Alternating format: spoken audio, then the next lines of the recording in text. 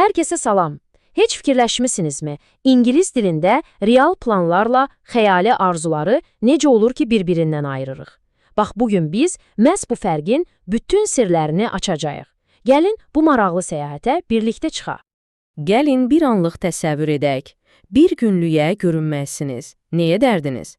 Mən yəqin ki, dünyanın ən gizli yerlərinə baş çəkərdim. Bəs siz? Fikir verirsiniz, bax bu sualın özü elə indicə bizi fərziyyələr, yəni tamamilə xəyali vəziyyətlər dünyasına apardı.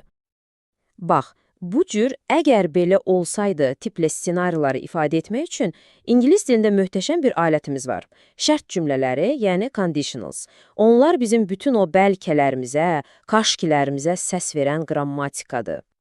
Yaxşı, gəlin əvvəlcə ayaqlarımızı yerdə saxlayaq, yəni real dünyada.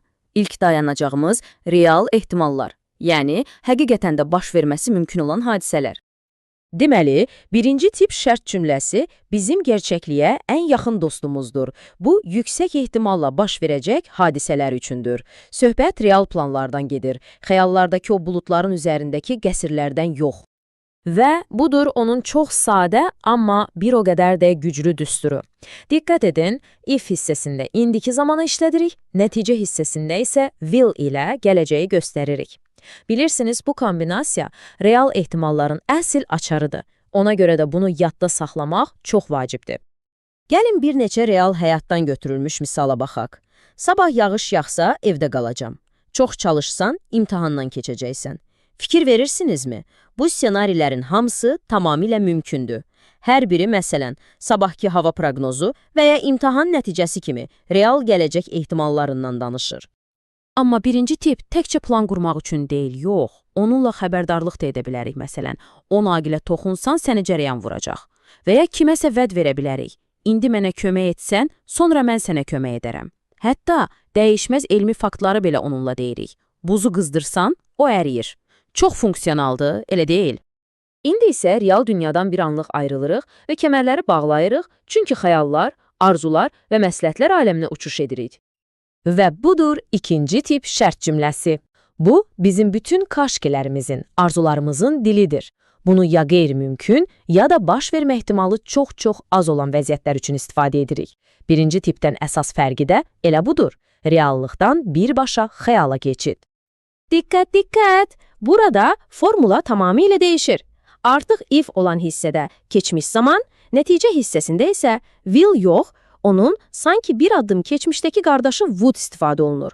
Bax, bu kiçik qrammatik dəyişiklik mənanı 100% dəyişdirir. Bu misallar bizi birbaşa xəyallar aləminə aparır, elə deyilmi? Daha çox pulum olsaydı, amma reallıq budur ki, hazırda o qədər pulum yoxdur. Lotereyanı utsaydım, amma udmamışam.